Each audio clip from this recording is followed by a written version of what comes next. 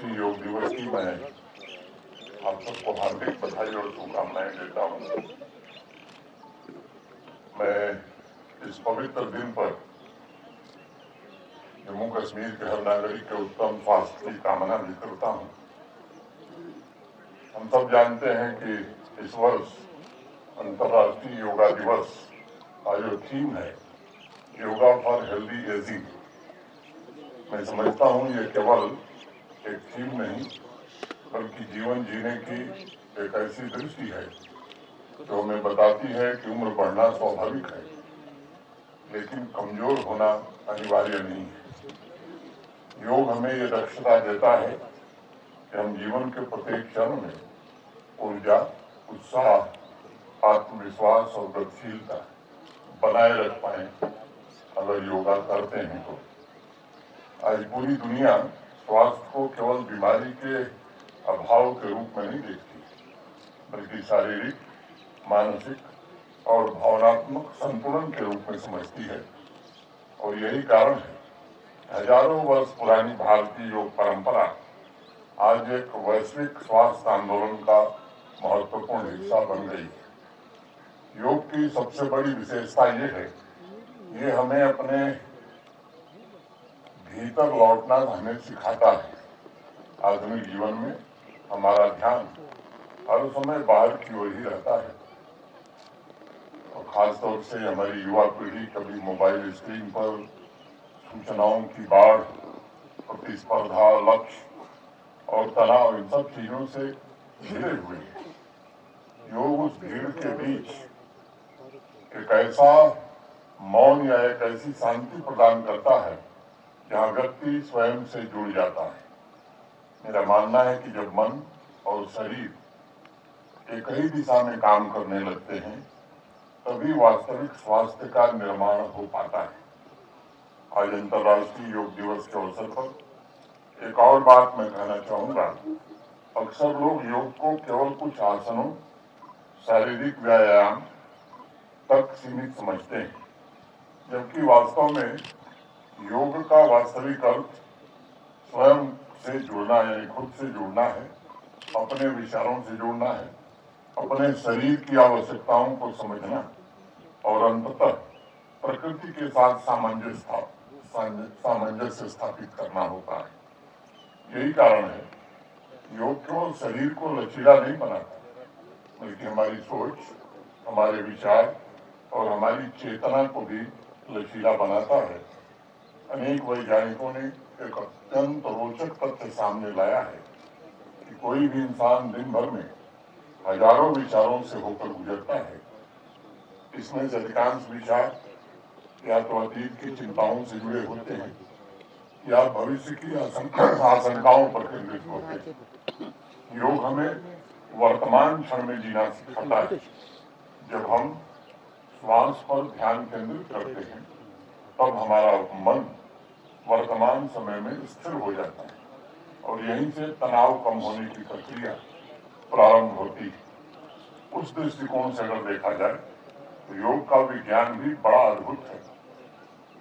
नियमित योगाभ्यास शरीर की कार्य क्षमता को बेहतर बनाने के साथ साथ मानसिक एकाग्रता, स्मरण शक्ति और भावनात्मक संतुलन को मजबूत करता है। अनेक अध्ययनों में ये पाया गया है कि योग करने वाले लोगों में तनाव यानी स्ट्रेस लेवल बहुत ही कम होता है और उनका जीवन जो है बहुत ही बेहतर भी होता है। यही कारण है कि आज दुनिया भर में डॉक्टर और स्वास्थ्य विशेषज्ञ दवाओं के साथ साथ जीवन शैली सुधारने की सलाह दे रहे हैं। उस सुधार का सबसे सहज जो माध्यम है वो योग है।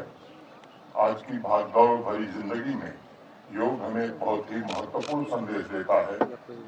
स्वास्थ्य को खरीदा नहीं जा सकता, बल्कि उसे सराहा जा सकता है, दिनचर्या से सराहा जा सकता है।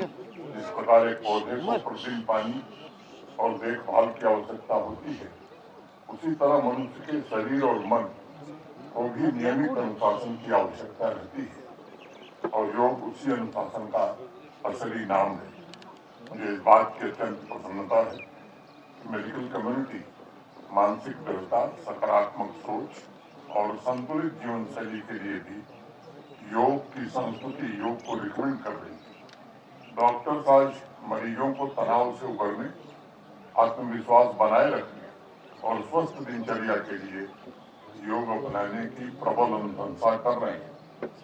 इसे एक नई क्रांति के रूप में हम देख सकते हैं, जो हमें याद दिलाता है कि योग केवल संकट के समय का सहारा नहीं, बल्कि ये जीवन भर का साथी है। और पूरा राष्ट्र भारत के आदरणीय प्रधानमंत्री माननीय श्री नरेंद्र मोदी जी का कृतज्ञ है, जिन्होंने आज से ठीक 12 साल पहले योग को केवल देश में नहीं बल्कि पूरी दुनिया में स्थापित किया। आज पूरी दुनिया होलिस्टिक हेल्थ अर्थात समग्र स्वास्थ्य की बात कर रही है। ऐसे समय में भारत गर्व से ये बात कह सकता है, योग सदियों से शरीर, मन और चेतना के संतुलन का मार्ग दिखाने का काम करता था।